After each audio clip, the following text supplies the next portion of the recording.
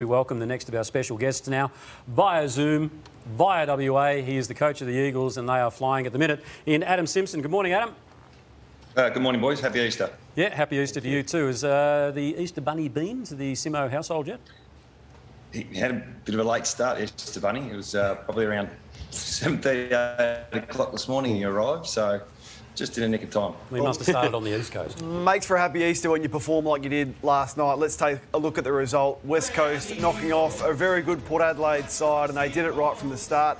Adam, I thought your midfield was extremely hungry. You out-hunted, you won the ground ball, and your stoppage work was sensational to start the game last night.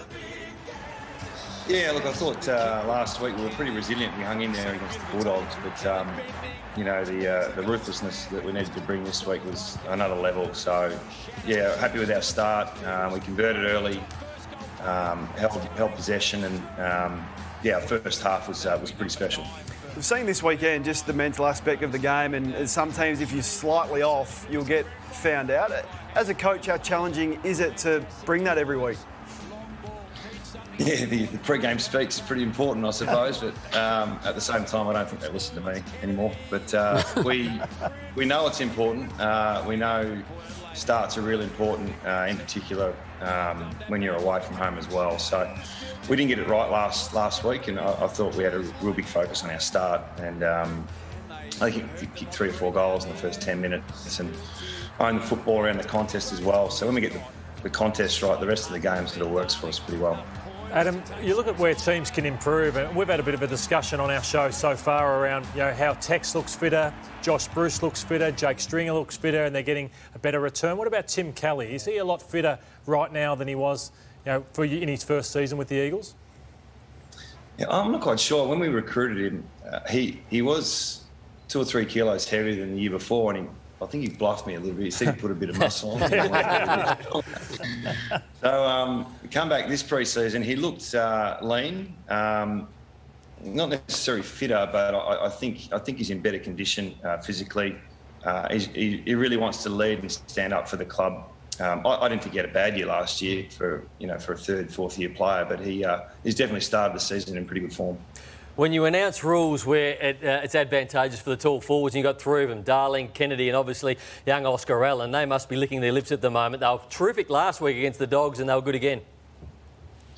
Yeah, we've got an interesting situation at the moment. I think a few clubs are going through it. Like, do you play an extra tall on your side, you know, 2 legitimate ruckmen? It means you've got 3 talls forward all the time. Or you play 1 less tall and you pretty much have 2 tall forwards the whole time. So we went a bit smaller this week and Aussie second rucked, but it still felt like he had presence when he was forward. I don't know if we can do it all year with Nick and the amount of game time Aussie's got to play, but the combination's working pretty well, and Aussie's really lucky. He's got 2 A-grade All-Australian forwards to work next to, and he's quite often taking the 3rd tall, which hopefully as the years go by, he becomes our main forward, but he's getting a good apprenticeship at the moment. Adam, on Thursday night, Nathan Buckley spoke about maybe hit-outs being the most overrated stat potentially in the game, yet some of these hits from Nic Naitanui on the weekend, the 2 in a row where I've never seen anything like it, but it's full credit to you and your midfield group, the communication with those at ground level, just how perfect some of these hits have been. Yeah, I pretty much taught Nick how to do all that. When I got to the club, he was useless, so I worked really hard on his leg. But, he's soft hands. He actually, he's really, since obviously his knee injuries, he's become more crafty. Puts a lot of work in the opposition, and I think hit-outs to advantage probably are the ones you look at rather than just hit-outs in general. So, you know, you've got to have your players on the same page. Those guys have been together for a while, so really unfortunate we're going to miss Luke Shuey because he's our organiser, he's our general around the stoppages, so he'll be missed. Just on Luke Shuey, Adam, hindsight's a wonderful thing. You're 48 points up with 10 minutes to go. Could you have been a bit more conservative with him and brought him off? What was the discussion in the box like? Yeah, it's a good question. We actually started with a management process for Luke, so he wouldn't have been at 70 minutes game time. So rather than just say let's get halfway through the last and pull him off, mind you, he was coming off at the time. I really wanted to manage his game. You know, and there's a certain tipping point where if you can't play more than 60, 70 minutes, you probably can't play. So It was probably a minute off coming off Kane, and unfortunately for him, he just felt a tiny grab. Hopefully it's nothing too severe, and it seems to be his injuries at the moment, just very, very minor strain. So back to the drawing board, unfortunately.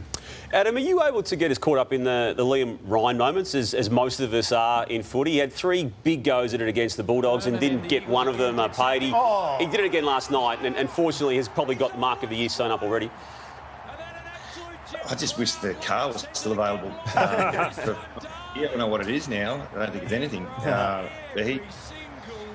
With the lack of less talls we had this week, we thought Aliir might be a bit dangerous for us with being a third tall and drifting in. So I said to Liam, look, mate, if you're on Aliir, just make sure you go for your marks. But all right, no worries. So he actually. He's just a pure footballer, we don't give him too many instructions. His fitness is really good, working really hard on the defensive aspect, but we don't want to take away his individual flair. It's what people go to the footy to see. Absolutely well said. Let's take a look at the votes. TJ could have given it to a lot of Eagles. Nic Naitanui stiff to miss out, but Shuey, before he did his hammy, was just amazing. Gaff, 36, back in form. Tim Kelly flying this year, and Redden is just a good, solid contributor. Shepherd. Most weeks. Shepherd was good as well, down back.